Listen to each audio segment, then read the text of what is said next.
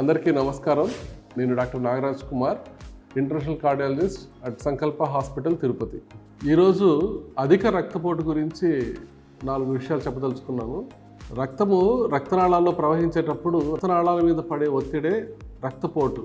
అది మనకు నార్మల్గా ఈ ప్రెషర్ అనేది 120/80 అనేది అంటాము. పైన నెంబర్ 120ని సిస్టోలిక్ అని, కింద ఉన్న నెంబర్ 80ని డయాస్టోలిక్ ప్రెషర్ అని అంటాము.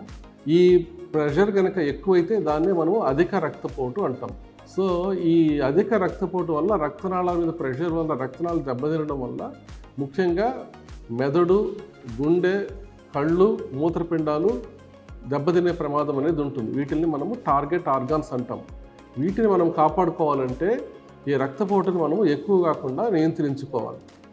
ఈ రక్తపోటు పెరగడానికి 95% మందిలో ప్రత్యేకమైన కారణం ఉండదు. దాన్ని మనము ఎసెన్షియల్ హైపర్ టెన్షన్ అంటాం. 5% మందిలో వేరే సమస్యల వల్ల కూడా రక్తపోటు అనేది రావచ్చు. మూత్రపిండాలకు సంబంధించిన సమస్యలు, మూత్రపిండాలు సరిగ్గా పనిచేయకపోవడం కానీ, మూత్రపిండాలకి రక్త ప్రసరించే రక్తనాళం ఏదైనా సన్నబడడం కానీ, లేదంటే కొంతమందికి హార్మోన్స్లో ఎక్కువ తక్కువ అవ్వడం వల్ల, థైరాయిడ్ హార్మోన్, స్టెరాయిడ్ హార్మోన్స్ హెచ్చు తగ్గులు అవ్వడం వల్ల కూడా ఈ అధిక రక్తపోటు అనేది కావచ్చు. దాన్ని సెకండరీ హైపర్ టెన్షన్ అంటాం.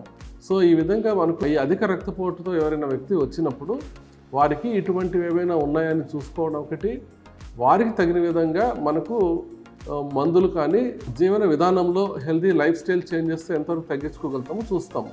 షుగరు, గుండె జబ్బు లేని వాళ్ళకి ఈ రక్తపోటు అనేది 140-90 కన్నా దాటితే దానికి మందులు అనేవి అవసరం పడతాయి.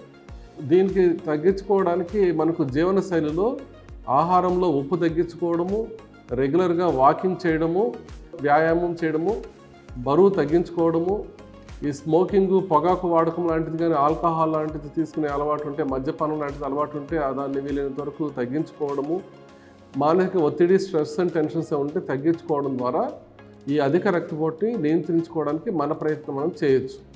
ఇవన్నీ చేసినప్పటికీ కూడా బీపీ అధికంగా ఉంటే, అంటే గుండె జబ్బు, మూత్రపిండాల జబ్బు, షుగర్ ఉన్న వాళ్ళకి 130/80 మించి కానీ, అవి లేని వాళ్ళకి 140/90 మించి కానీ ఉన్నప్పుడు అదనంగా మెడిసిన్స్ కూడా వాడి ఈ బీపీని నియంత్రించుకోవాల్సిన అవసరం అనేది ఉంటుంది.